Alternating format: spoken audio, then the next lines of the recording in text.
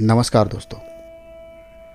माँ जब तक जीवित रही उनके बेटों ने उनकी जिम्मेदारी से किस तरह मुंह मोड़ा यह शांता अच्छी तरह जानती थी। फिर उनके मृत्यु के बाद दान पुण्य का यह आडंबर क्यों? कितनी नेक महिला थी मामा, मिलनसार, परोपकारी और हंसमुख। राग द्वेष तो जैसे छू ही नहीं गया था। मृत्यु के समय भी उनका चेहरा कैसा शांत और निर्विकार था। She was a graceful lady.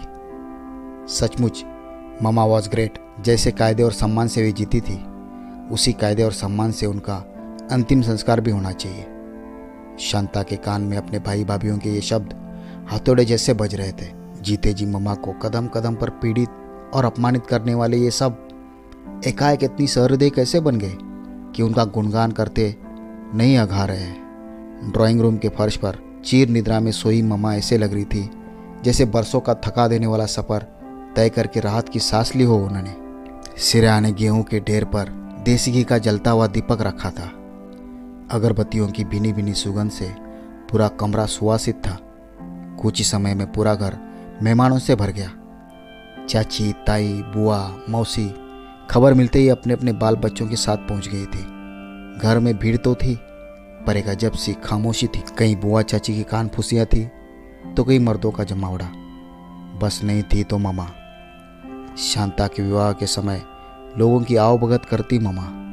एकांत में बेटी के विषयों में स्नेह विगलित दुख के आंसू पोंछती मामा। भंडार से सामान निकालती मामा। छोटी सी थी शांता तब। पापा के साथ सामाजिक पार्टियों में आती जाती, क्लबों, दोस्तों, गोष्ठियों के बीच उठती बैठती, समय से पहुंचती, पिकनिक, सैर सपाटों वगैरह में बढ़ चढ़कर हिस्सा लेती। मामा का दप दप करता चेहरा उसे आज भी याद है। 3 बेटों की माँ होने का अभिमान, इतने बड़े चीफ इंजीनियर की पत्नी होने का अभिमान। हर आगंतुक का सम्मान भी इतना करती कि वह ढेरों आशीष से देता हुआ जाता। मामा एक ही बात कहती, भैया एक मेरे माथे की बिंदिया चमकती रहे और दूसरे राम, लक्ष्मण, भरत जैसे मेरे 3 बेटे दिन दुनी रात चौगनी तरक्की करे। लेकिन देने वालों के आशीष शायद फल ही नहीं पाए, क्योंकि भरी जवानी में ही उनकी बिंदिया पोंछ दी गई। पापा के पीछे दौड़ने की आदि मामा एकदम से असहाय हो गई। ना जाने कितनी रातें उन्होंने यही सोचते और छटपटाते हुए काटी कि 3 वर्षों के जर्जर नाव खेलने के लिए मजबूत पतवारों कहाँ से लाएगी। दुश्चिंताओं और कम खाने पीने से उनका चेहरा समय से पूर्व ही पक गया था। बस सोचना और चुप रहना। शहर में अनगिनत रिश्तेदार मौजूद थे, लेकिन महज सौजन्य की खातिर भी कोई नहीं आता था। सच्चे अर्थों में कोई आत्मीय भी तो नहीं था। पापा की 13वीं के बाद तो किसी ने खोज खबर तक नहीं ली।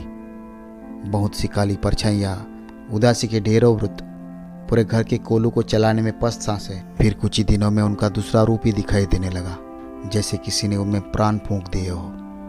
बिना पिता के 4 बच्चों को पालने के लिए जो जीवट चाहिए, वह ना जाने कहाँ से उनमें उतर आया। संघर्ष की चट्टान पर उम्र को कसते हुए उन्होंने हार नहीं मानी। बड़े भैया को डॉक्टर, मंझले भैया को इंजीनियर और छोटे विक्रम को वकील बनाने में जुट गई वे।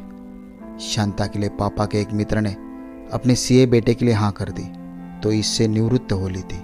शांता अपनी गृहस्थी में मगन हो गई और 3 भाई अपने अपने करियर में। फिर उनका भी ब्याह हो गया। जब तक मामा की ज़रूरत थी तब तक पर्दा पड़ा रहा, लेकिन बीवियों के आते ही संपत्ति का विवाद शुरू हो गया। वकीलों ने अपनी जेबें गर्म की और किसी तरह मामले को निपटाया गया। बड़े भैया अपना हिस्सा लेकर सिविल लाइन शिफ्ट हो गए और वहीं पर अपना क्लिनिक भी खोल लिया। उन्हीं के देखा देखी मंझले भैया भी एक 3 BHK का फ्लैट लेकर शिफ्ट हो गए। विक्रम और उसकी पत्नी ने स्वेच्छा से पापा के इसी पुश्तैनी घर में रहने का निर्णय ले लिया था। संपत्ति तो सबने बांट ली, माँ को कौन रखे? बड़ी भाभी बोली, माता पिता को रखने का फर्ज छोटे बेटे का होता है। मामा शुरू से इस घर में रही है, अतः उन्हें विक्रम के पास ही रहना चाहिए। इस पर छोटी भाभी तुनक कर बोली, यह किसी कानून की किताब में तो लिखा तो नहीं है ना कि छोटा बेटा ही माँ को संभाले। जब 3 बेटों को एक सा पाला है, एक सा व्यवहार किया है, संपत्ति दी है, तो माँ को संभालने का दायित्व भी सबका होना चाहिए। मंजली भाभी धीरे से बोली, आप दोनों ही आपस में निपटाए, हमें क्यों बीच में घसीट रहे हैं? जब मामा के 3 बहुओं में से एक बहू ने भी उन्हें रखने के लिए सहर्ष हामी नहीं भरी, तो बड़े भैया ने निर्णयात्मक स्वर में कहा, ऐसा करते हैं, बारी बारी से मामा को हर एक के पास 1 महीना रहने दें। अगले महीने दूसरा स्वयं आकर उन्हें अपने घर ले जाएगा। विक्रम की बीवी तो फौरन तैयार होगी। बड़ी भाभी ने भी मन महसूस कर प्रस्ताव मान लिया, लेकिन मंजली भाभी बड़ा कुनमुनाई। बमुश्किल अलग घर गृहस्थी बसाकर वे सुख से ज़िंदगी जीने के सपने देख रही थी। अब हर तीसरे महीने यह ज़बरदस्ती की मुसीबत वे क्यों कर झेलती। वैसे भी उनकी मम्मा से पटती भी नहीं थी। छोटी छोटी बातों पर झड़प या तकरार हो ही जाती थी। बौखला कर बोली, आप लोग अपने निर्णय ज़बरदस्ती हम पर क्यों थोप रहे हैं? एक बार मम्मा से पूछ तो लीजिए। परोक्ष में मंजली भाभी ने काफ़ी समझदारी से काम लिया था, क्योंकि वे जानती थी कि मम्मा की विक्रम और उसकी पत्नी से अच्छी बनती है, इसलिए वे उन्हीं के साथ रहना पसंद करेगी। और मम्मा ने अपनी स्वीकृति भी दे दी थी। सर्वसम्मति से एक प्रस्ताव पारित हुआ। महीने की हर पहली तारीख को दोनों भाई मम्मा के मेंटेनेंस का खर्चा आधा आधा करके विक्रम की बीवी की हथेली पर रख दिया करेंगे। और इस तरह दोनों भाइयों और भाभियों ने अपने अपने दायित्वों की इतिश्री कर ली। शांता को याद आया, मम्मा कहा करती थी, एक तेरी ही चिंता है री शांति, बाकी तो मेरे तीनों बेटे हैं। इनके कंधों पर चढ़कर चली जाऊंगी तो स्वर्ग के द्वार खुले मिलेंगे। स्वर्ग नर तो किसने देखा। फिलहाल मम्मा तीनों बेटों के बीच बट गई थी। शांता कभी छुट्टियों में मम्मा से मिलने आती तो बूझे मन से ही लौट जाती। विक्रम की बीवी मम्मा से ऐसा कटुतापूर्ण व्यवहार करती कि उससे मम्मा की दुर्दशा देखी नहीं जाती थी। बात बेबात टोकना जैसे उसका शगल हो गया था। कभी कहती, इतना सारा तेल सिर में डाल लिया है, चादर तकिए का क्या हाल होगा। कभी कहती, पता नहीं कितनी बार साबुन से हाथ मुंह धोती है, अब इस उम्र में इतना बनने संवरने का ना जाने क्या शौक चढ़ा है। कैसा बुरा लगता था। माँ से मिलने का लोभ ही था जो नहर की इन गलियों में खींच लाता था उसे। समझ नहीं पाती थी मम्मा के जिस व्यक्तित्व का रुआब दूसरों पर बरसों तक पड़ता रहा था, वह अपने ही घर में कहाँ गुम हो गया था। कभी कभी इन व्यंग्य बानों से तंग आकर मम्मा का मन करता बड़े या मंझले भैया के घर हुआ है, पर कोई बुलाता तब तो जाती। एक दिन विक्रम भैया का बेटा सनी टॉफियाँ खा रहा था। मम्मा ललचाई नज़रों से देख रही थी। शांता दूसरे कमरे में कपड़े रखने गई तो अचानक उसने जो सुना उस पर उसे विश्वास ही नहीं हुआ। वो मम्मा ही थी जो सनी से टॉफ़ी मांग रही थी। एक टॉफ़ी दे दे सनी। बड़ी माँ, तुम्हारे दांत खराब हो जाएंगे। मेरे दांत तो है ही नहीं पगले, खराब क्या होंगे। अच्छा ठहरो, मैं मम्मी से पूछ कर आता हूँ। ए शैतान, मम्मी से पूछेगा तो क्या वो मुझे देगी, पर मम्मी से पूछे बिना दूंगा तो वो हम दोनों को डांटेंगी। आगे की बात सुनने का सामर्थ्य शांता में नहीं था। शाम को बाजार जाकर उसने ढेर सारी टॉफ़ियाँ खरीदी और घर लौट आई। दुनिया की भूख मिटाने वाले अन्नपूर्णा एक टॉफ़ी के लिए तरस रही है।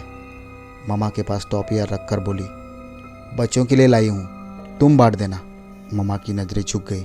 शायद वे समझ गई थी कि सुबह का वार्तालाप बेटे ने सुन लिया है, लेकिन फिर भी वे बेटे का पक्ष लेना नहीं भूली थी। शाम को विकी आएगा तो उससे पैसे ले लेना। शांता, तू इस घर की बेटी है, तेरा पैसा इस घर में नहीं लगना चाहिए। हंसी आई शांता को। कहाँ का पैसा और कहाँ का विकी।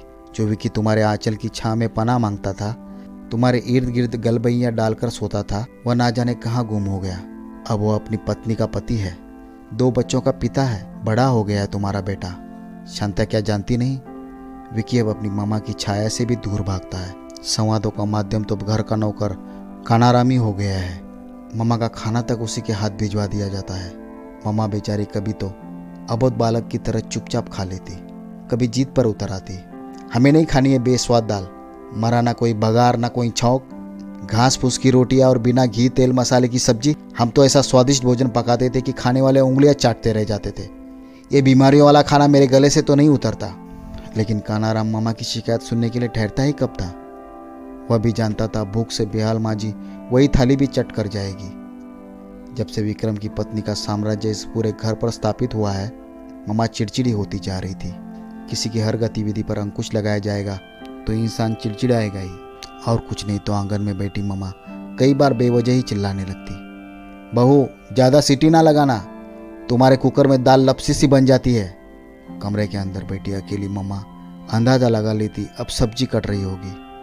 अरे कानाराम, भिंडी धोकर सुखा लेना, तभी कुरकुरी बनेगी। कल बैंगन आलू के 1 से टुकड़े कर दिए थे, तभी तो बैंगन गल गए, आलू कच्चे ही रह गए। जले बघार की गंध आती तो मामा तड़प कर रह जाती। विकी कैसे खाएगा, ऐसी दाल तो उसे पसंद नहीं है। मामा की चिंता शुरू हो जाती, पर विडंबना यह होती कि विकी आकर उसी दाल को बहुत सौंदा और स्वादिष्ट बताता और मामा के मुंह पर ताला पड़ जाता। ऐसे समय में मामा की निरीहता और बढ़ जाती। वे समझ गई थी कि अब उनके अस्तित्व का उनके परिवार के लिए कोई महत्व रह ही नहीं गया है। अकेलेपन और सूनेपन से उन्हें खौफ सा महसूस होने लगा था। इस खौफ से निजात पाने के लिए वे जब तब ईश्वर से प्रार्थना करती कि उन्हें अब इस संसार से उठा ले, और ईश्वर ने उनकी सुन भी ली। मामा को भयंकर हार्ट अटैक आया। तीनों भाइयों ने मिलकर उन्हें शहर के सर्वोत्तम नर्सिंग होम में दाखिल करवाया। दोनों बड़ी भाभियाँ बारी बारी से अस्पताल में रहीं। विक्रम की पत्नी भी स्वादिष्ट पकवान डिब्बों में भेजकर मामा की सेवा में अपना योगदान देती रही। मंजली भाभी मौका मिलते ही कह डालती, अब जैसे भी है हमारी मम्मा ही है ना, सेवा करना हमारा फ़र्ज़ है और हम कर भी रही है। बाकी उन्होंने जैसा व्यवहार हमारे साथ किया है हम ही जानते हैं। लोग हैरानी से उन्हें देखते, अटकलें लगाते और चले जाते। ना जाने मम्मा ने कौन सा कहर ढाया था इनके ऊपर। शांता सोचती रह जाती। मम्मा ने 2 दिन बाद ही दम तोड़ दिया था। आनंद फानंद में उनका निर्जीव शरीर अस्पताल से स्थानांतरित कर घर ले आया गया। मोहल्ले और समाज बिरादरी के लोगों का जमघट लग गया। तीनों भाभियाँ जोर जोर से विलाप कर रही थी। 13वीं के दिन महापात्र को सामान देते समय मुंह में दुपट्टा दबाकर सुबक पड़ने वाली शांता पीछे से आते समय रुदन को सुनकर हिचकियाँ दबाते हुए बड़े भैया से बोली, भैया आपने इन सबको ढोंग दिखाने के लिए क्यों बुला लिया? ये वही बुआ चाची है जो जिंदगी भर मामा को ताने मार मार कर छिलती रही है। पास ही संजीव भैया खड़े थे। अपना गुस्सा दबाकर बोले, क्या कहे क्यों बुला लिया? ना बुलाते तो शिकायतों का अटूट सिलसिला हमें उम्र भर जीने नहीं देता। हमें भी समाज में रहना है और यही लोग समाज है। आज के सगे भाई बहन कल रिश्तेदार और परसों समाज बन जाते हैं। शांता जरा गुड़िया को हलवाई से 2 लड्डू दिलवा दे, कब से रो रही है। पसीना पोंछती बड़ी भाभी आई और गुड़िया को शांता के हवाले करके कमरे से बाहर निकल गई। भाभी अभी रो कौन रहा था? शांता ने तनिक हैरानी से मंजली भाभी से पूछा। अरे वह मैं ही थी, मंजली भाभी बोली।